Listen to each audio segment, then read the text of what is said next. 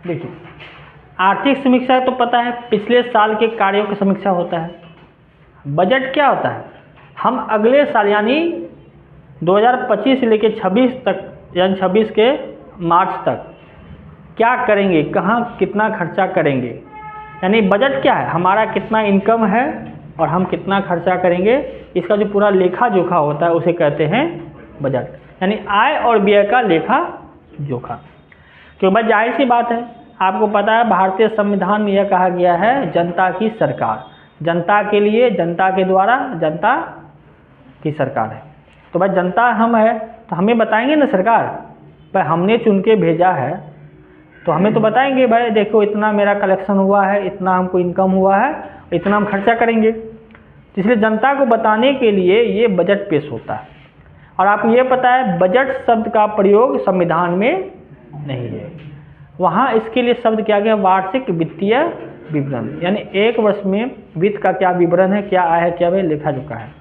जब केंद्र सरकार वो पेश करती है वार्षिक वित्तीय विवरण तो अनुच्छेद 112, और जब राज्य सरकार पेश करती है तो अनुच्छेद 202, जो कल हम लिखाए थे, अनुच्छेद 202 के तहत राज्य सरकार बजट पेश करती है।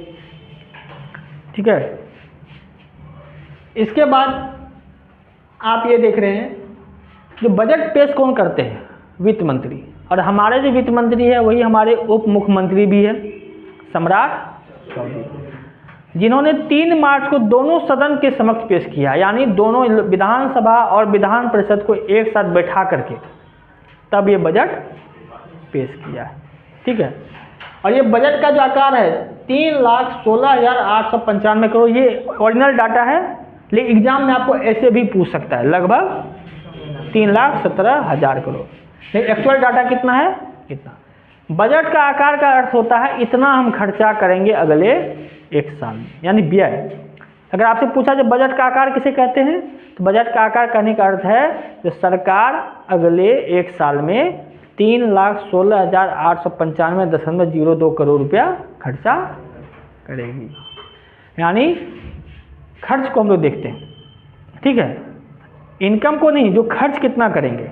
अब इसके लिए हमको कर्जा लेना पड़े कि क्या लेना पड़े वो हम देख लेंगे, लेकिन अगले एक साल में कितना खर्चा करेंगे, लगभग 3,17,000 करोड़।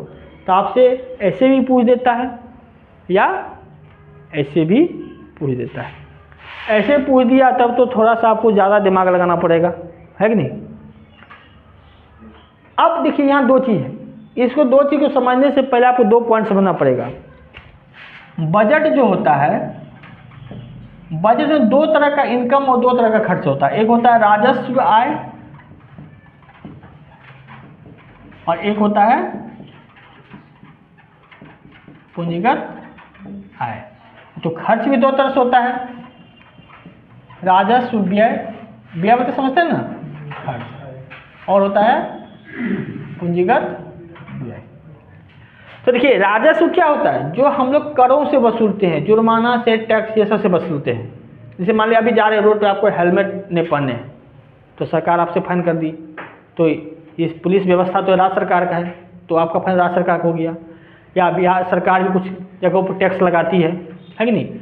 तो जो करों से प्राप्त होता है या भारत सरकार उसको कुछ पैसा देती है वित्त आयोग के द्वारा, जुर्माने से पैसा होता है उसको क्या कहते हैं, राजस्व। और राजस्व में क्या होता है, जो भी आप कर्मचारी स्टाफ को तनख्वाह दिया जाता है, योजनाओं पे खर्च होता है कि नहीं। तो ये सब क्या है, राजस्व व्यय है। पूंजीगत व्यय क्या, आय क्या है, जो कर्ज लेते हैं वो। तो कर्ज यानी कर्ज ले रहे हैं या किसी बड़े व्यवसाय के लिए कर रहे, बिजनेस के लिए कर्ज ले रहे हैं। अब खर्च क्या हो गया, जब हम लोग सड़क बनाते हैं, पुल बनाते हैं, जिसमें पूंजी जो काम आता है भविष्य में जा करके। तो दोनों याद रखिएगा। तो यहाँ जो बिहार का राजस्व है, यानी राजस्व का आय ज़्यादा है किससे, व्यय से। यहाँ राजस्व अधिशेष शब्द कह रहे हैं, यानी जितना हमको राजस्व इनकम होता है उससे कम खर्चा होता है। कितना कम खर्चा होता है, 8,831 करोड़। यानी हमको इनकम ज़्यादा हो रहा है, खर्च कम हो रहा है। राजस्व में बिहार एकमात्र राज्य है जहाँ हमेशा राजस्व का अधिशेष बना रहता है, हम लोग खर्च उतना नहीं कर पाते। देखिए जैसे अभी होता है क्या, अभी टीचर का वैकेंसी आ गया है, 5 महीने से आपको लटका के रखेगा ताकि 5 महीने का वेतन तो बचेगा ना। बिहार पुलिस से मान लीजिए बहाली हो जाएगा, दरोगा बन जाएगा, 4 ना 5 छुट्टी रखता है, ज्वाइनिंग करने में लेट कर देता है। क्यों? ज्वाइनिंग करेंगे तो पेमेंट करना पड़ेगा, है कि नहीं। पहले होता था ड्राइवर का वैकेंसी आता था, अब ड्राइवर का वैकेंसी आता तो उसको वेतन देना पड़ता था, पेंशन देना पड़ता था, बहुत सुविधा देना पड़ता था। अब कुछ नहीं, प्राइवेट ड्राइवर रख लीजिए, ना वेतन देना पड़ेगा, ना पेंशन देना पड़ेगा। मर जाते थे पहले तो अलग से पैसा देना पड़ता था, अब कोई लेना देना नहीं है। इसलिए राजस्व अधिशेष है, अधिशेष मतलब ज़्यादा है, आय हमारा ज़्यादा है। लेकिन हम सबको मिला देते हैं, ये दोनों को मिला देते हैं, तो ये क्या होता है, जब ये ज़्यादा हो जाए व्यय, इसको कहते हैं राजकोषीय घाटा। राजकोषीय घाटा जब हमारे पास पैसा कम हो, खर्चा ज़्यादा हो, घाटा वही होता है ना। तो दोनों मिला के राजस्व और पूंजीगत मिला देते हैं, तो राजकोषीय घाटा हमारा कितना है, 2.98%, जो एक तरह से नॉर्मल सही है। कहा जाता है अगर 3% से कम घाटा है तो आप सही जा रहे हैं, और 3% से ज़्यादा हो रहा है तो आपको दिक्कत हो सकती है। तो याद के राजस्व अधिशेष यानी हमारा जो इनकम है वो ज़्यादा है खर्चा से, लेकिन जब हम कर्जों को भी जोड़ देते हैं, हम दूसरे राज्यों से कर्जा लेते हैं, तब हमारा खर्चा बढ़ जाता है। तो कर्जा लेंगे तो ब्याज चुकाना पड़ेगा ना। तो ये सब जो होता है, इसके चक्कर में राजकोषीय घाटा अगर पैसा में पूछे इतना है, लेकिन परसेंटेज में इतना है। लेकिन यहाँ देखिए राजस्व अधिशेष लिखे, घाटा नहीं है। अधिशेष मतलब आय ज़्यादा है व्यय कम है, घाटा मतलब व्यय ज़्यादा है आय कम है। ये डाटा हूबहू आपसे एग्जाम में पूछेगा। बिहार आर्थिक समीक्षा के अनुसार 2024-25 बिहार बजट 2024-25 के अनुसार 25-26 के अनुसार राजकोषीय घाटा कितना है, तो है या तो इस हिसाब से पूछ दे परसेंटेज में, या रुपए में भी पूछ देता है। ये पिछले 2-3 साल से बीपीएससी में रुपए में पूछना शुरू कर दिया है, तो पहले केवल परसेंटेज पूछता था, रुपए नहीं पूछता था। और बिहार एकमात्र राज्य जहाँ राजस्व अधिशेष रहता है। ठीक है, यहाँ तक लिख लिए हैं।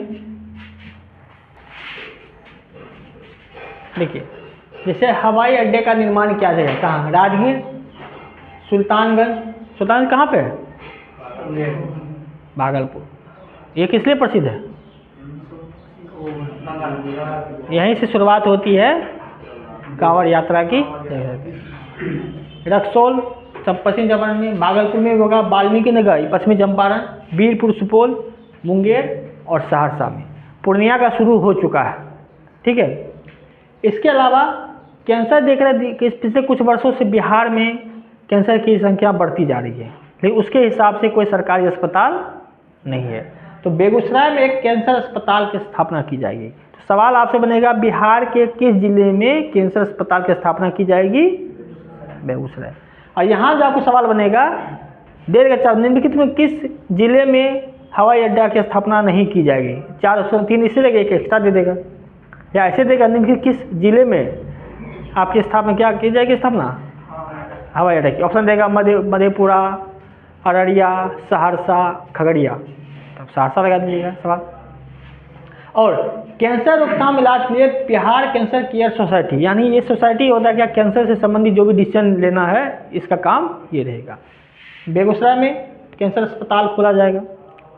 अब देखिए सुधा दूध के तर्ज पर तरकारी सुधा आउटलेट खोल जाएगा। आउटलेट मतलब दुकान होता है, तरकारी मतलब क्या बिकेगा यहाँ पे।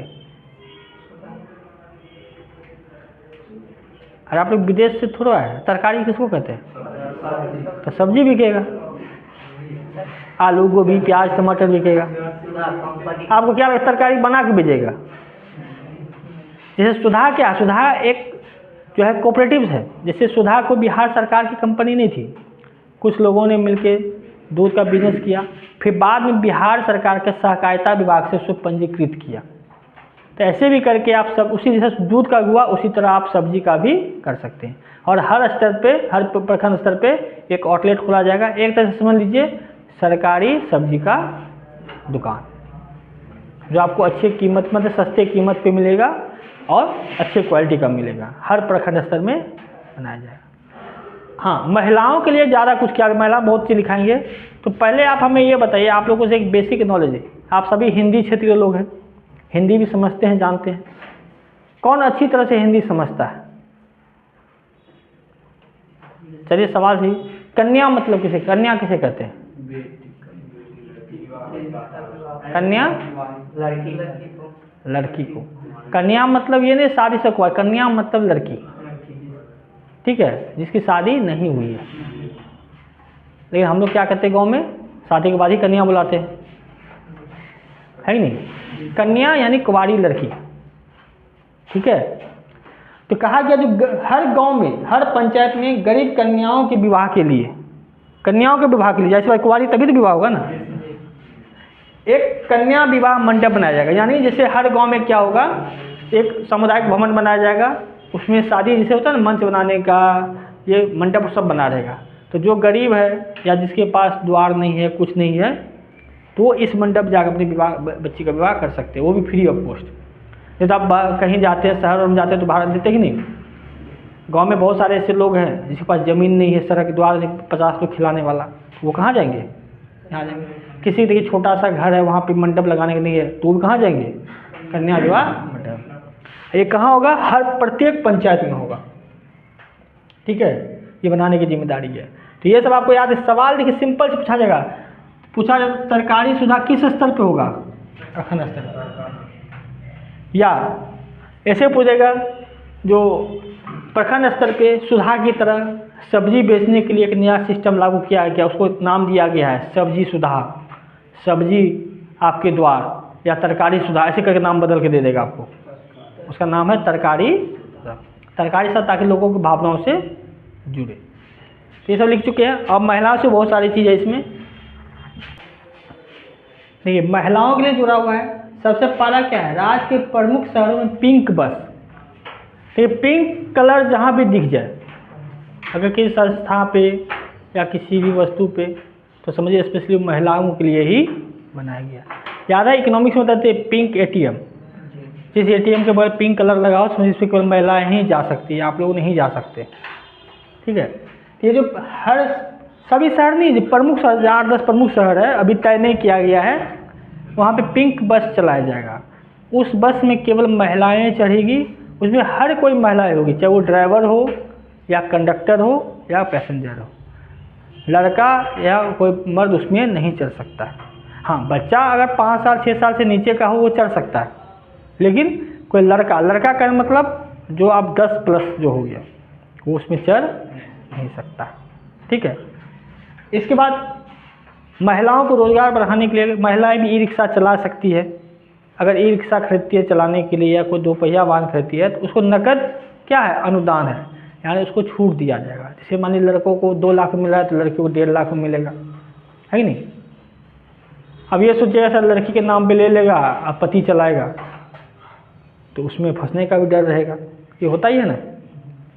हम लोग गाँव में शौचालय के लिए पैसा लिया, शौचालय बना भी है, शौचालय में भूसा रखा जा रहा है, शौचालय में बकरी को बांधा जा रहा है। लोग बहुत से लोग लिए क्या कहते हैं, जो पशु शेड को द्वार बना के उसमें यूज कर रहे हैं, है ही नहीं। 1-2 पंखा लगा के, बेड लगा के सोते हैं। तो यूज तो ये तब नियम है, मानना नहीं मानना तो लोगों पे डिपेंड करता है। उसके बाद कहा जाए राज्य के प्रमुख शहरों में महिला वाहन प्रशिक्षण केंद्र, हम बस चलवा रहे हैं महिलाओं से, ई-रिक्शा चलवा रहे हैं, तो पहले ट्रेनिंग तो देना पड़ेगा ना।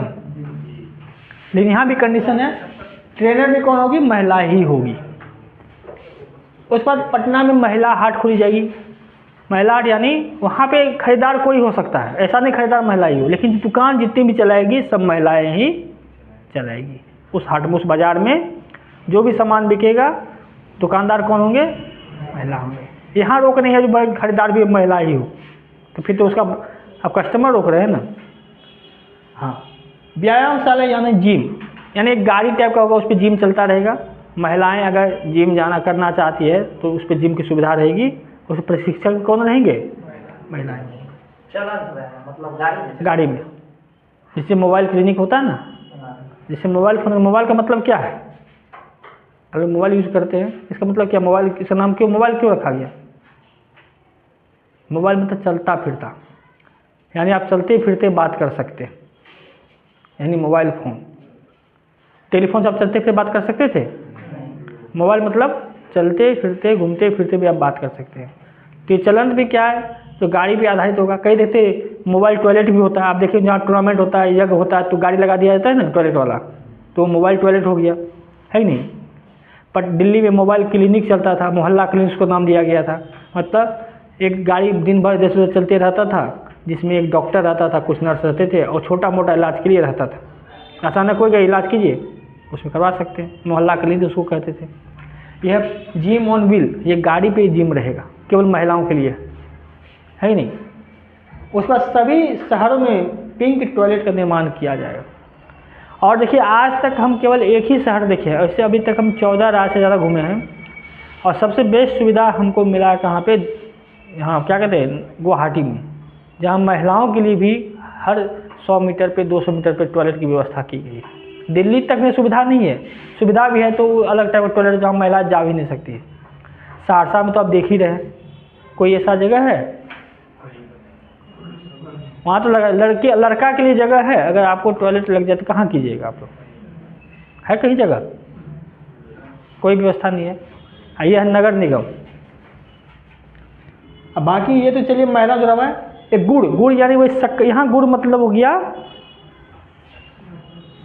सॉरी तभी गुड़ मतलब सही उल्टा कर दिए, तभी गुड़ जो होता है वो जो हम लोग इसको शक्कर कहते हैं ना, वो होता है गुड़, और शक्कर मतलब चीनी।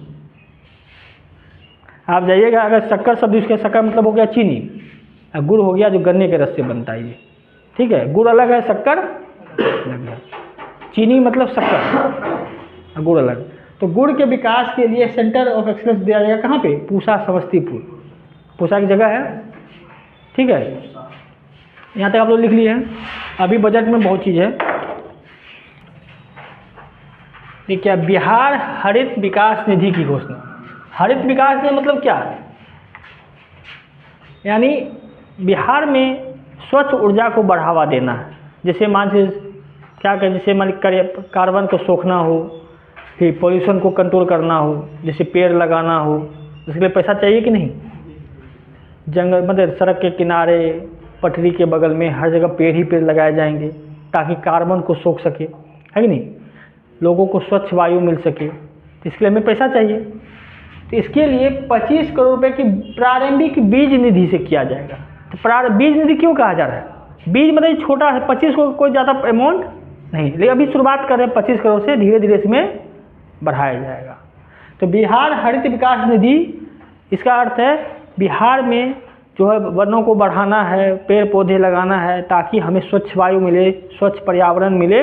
इसके लिए हमें एक निधि बना रहे हैं जिसमें पैसा जमा होगा, उसका खर्चा इन कामों में होगा। अभी शुरुआत करें कम पैसे से, 25 को, इसलिए बीज निधि का, बीज निधि छोटे से कम पैसे से शुरुआत हो रही है। इसके अलावा बिहार स्वच्छ वायु परिवर्तन योजना, तो आपको पता होना चाहिए पूरे वर्ल्ड में सबसे प्रदूषित शहरों में बिहारों का भी नाम है, बेगूसराय का, पटना का नाम आता है। तो क्यों, क्योंकि यहाँ पे धूल के कारण, ऐसा नहीं सिर्फ पॉल्यूशन है, पॉल्यूशन के अलावा देखते हैं इस महीने में, अभी जो महीना चल रहा है, धूल कण उड़ते रहता, नाक में चले जाता है, वो भी तो वायु प्रदूषण हुआ ना। वायु प्रदूषण मतलब क्या, जो स्वच्छ वायु ना हो, जैसे जीने के लिए नुकसान पहुंचाता है। जैसे स्वच्छ वायु के अलावा आपको कार्बन डाइऑक्साइड मिल जाता है, गाड़ियाँ चलती है तो उसमें चल जाते हैं, धूल कण उड़ता है, जहाँ देखिए तहाँ कहीं रोड बन रहा है, कहीं घर बन रहा है, तो वो भी तो धूल कण होता है ना, तो हमारे नाक में चला जाता है, फेफड़ा में चला जाता है, तो उसे हम स्वच्छ वायु थोड़ा कहेंगे। तो उसके विकास के लिए, सुरक्षा के लिए एक अलग से योजना लाया जा रहा है, जिसके लिए कितना खर्च किया जाएगा, 100 करोड़। इसके बाद पश्चिमी चंपारण भागलपुर में hybrid Doppler weather radar network, एक कर समझिए, हाइब्रिड किसे कहते हैं, मिक्स, यानी दो और दो से अधिक करके। डॉपलर याद है, डॉपलर इफेक्ट फिजिक्स, क्या है डॉपलर इफेक्ट फिजिक्स में। अच्छा, इंटर में साइंस किसका है, हाथ उठाइए आप लोग, सबका, आपका। चलिए तो आपसे सवाल नहीं पूछेंगे। तो डॉपलर इफेक्ट किसे कहते हैं, यह है सवाल। ये बेसिक सवाल है। अभी देखिए आज हम पढ़े हैं, आज हम देख रहे थे इंटर रिजल्ट आया, कब आया रिजल्ट, नीलम के कान जो तेरते हुए नहीं, अभी जो सवाल पहला, अभी इंटर रिजल्ट कब आया, परसों तरसों। बिहार में पहला स्थान कौन लाया है, अंकिता कुमारी, आर्ट्स में है, ऑल इंडिया और बिहार रैंक 1। उसे पूछा गया जब आप आर्ट्स से हैं तो बताइए प्राचीन भारत का इतिहास कब से शुरू होता है, तो बोलती 1000 ईस्वी से लेकर 1500 ईस्वी तक। फिर उसे सवाल पूछा गया 1-2 सवाल, उसे आदि मानव नहीं पता है, मुगल नहीं पता है। आप हिस्ट्री से यानी आर्ट्स से आप ग्रेजुएशन किए, मतलब इंटर में नंबर 1 निकला है और आपको ये नहीं पता है प्राचीन भारत कहाँ है कि नहीं। तो ये चीज़ क्या आपको डिग्री यहाँ काम नहीं आएगा। एग्ज़ाम में आप कितना परसेंटेज उठा लियो, मैंने एग्ज़ाम में आपको कंपटीशन करना है तो आपको लाखों लोगों से अलग होना पड़ेगा। डॉपलर इफेक्ट क्या होता है, जब आप कहीं खड़े होते हैं, जो चलिए कोई डीजे का आवाज़ है, कभी देखते कभी आवाज़ बहुत तेज़ होते जा रहा है, कभी आवाज़ घटते जा रहा है। इसका मतलब क्या है, जब कोई चीज़ जो आवाज़ प्रस्तुत करती है जो हमारी तरफ आता है तो उसका फ्रीक्वेंसी बढ़ जाता है, उसका तेज़ आवाज़ आता है। और फिर जब हमारे से दूर जाता है, जैसे मान लिया हम खड़े हो जाए, इधर से कोई डीजे बजते हुए आ रहा है तो आवाज़ बढ़ता हुआ महसूस होगा, और जैसे से दूर जाएगा तो इसी को कहते हैं डॉपलर इफेक्ट, है कि नहीं। डॉपलर उस साइंटिस्ट का नाम है जिन्होंने इस इफेक्ट को दिया। तो यहाँ भी क्या है, डॉपलर इफेक्ट के आधार पे वेदर यानी मौसम की जांच कर, रडार मतलब उसको कैच करने वाला। तो ये मौसम के जांच के लिए तो एक रडार लगाया जाएगा, कहाँ पे, भागलपुर और पश्चिम चंपारण। आपसे सिंपल सवाल पूछेगा कि किस शहर में या किस ज़िले में जो है मौसम संबंधित रडार स्थापित किए जाएंगे, पश्चिम चंपारण और भागलपुर। अगला कहा गया हर जिला मुख्यालय से पटना तक 4 लेन। 4 लेन मतलब 4 लेन के, तो इंग्लिश से थोड़ा पूछ रहे हैं। 4 लेन का मतलब क्या हुआ, 2 रास्ता जाते हुए, जहाँ एक साथ 4 गाड़ी जा सकता है, 4 ट्रक जा सकता है। 4 लेन 4 रास्ता जहाँ एक साथ हो। 4 रास्ता कैसे, 2 सड़क जाते हुए 2 रास्ता। अरे 2 सड़क आता है तो सड़क की चौड़ाई इतनी बड़ी होती है। अब ये सड़क ये है जाने वाला और ये सड़क है आने वाला, तो यहाँ से जाने वाला में 2 गाड़ी एक साथ जा सकता हो, ऐसे सिस्टम, और आने वाला में 2 गाड़ी एक साथ आ सकता है, इसको कहते हैं 4 लेन। अब पता चला एक 10 यहाँ इतना बड़ा 2 बना दिए तो इसको 4 लेन थोड़ा कहेंगे, इसको 2 लेन कहेंगे।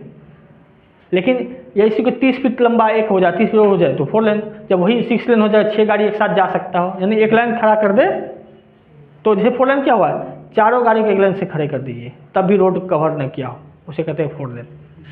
तो अभी जो बिहार सरकार का लक्ष्य है, जो कहीं से बिहार के किसी भी जिला मुख्यालय से 5 घंटे के अंदर पटना पहुंच जाए, अभी ये लक्ष्य है।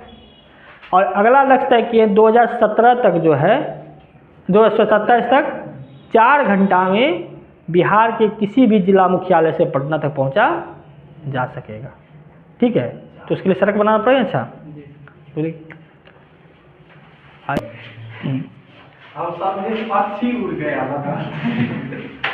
तो ये बजट में जो भी खर्च हो रहा है तो सबसे ज़्यादा खर्चा किस पे किया जाएगा, शिक्षा विभाग पे। उसके बाद अच्छा, अब हमें ये होता है, अगर हम आपसे पूछे बिहार के बजट का कितना % शिक्षा पे खर्च किया जाएगा, निकालिए। देखिए 3,17,000 है, उसमें से 60,000 खर्चा किया जाएगा, तो आप परसेंटेज निकाल सकते हैं 61,000।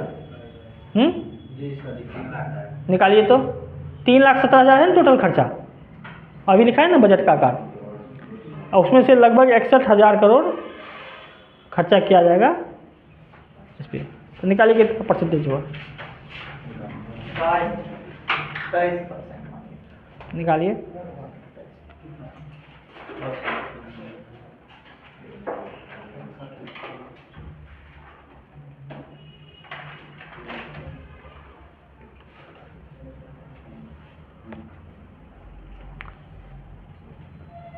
$3,17,000 का 61,000 कितना, 16.22 सही है। चलिए इतना खर्चा बिहार में हो रहा है, ठीक है। तो ये आपका हो गया बिहार का बजट। कल हम लोग देखेंगे इसमें बिहार की जनसंख्या और उसके बाद भारत की जनसंख्या, ठीक है।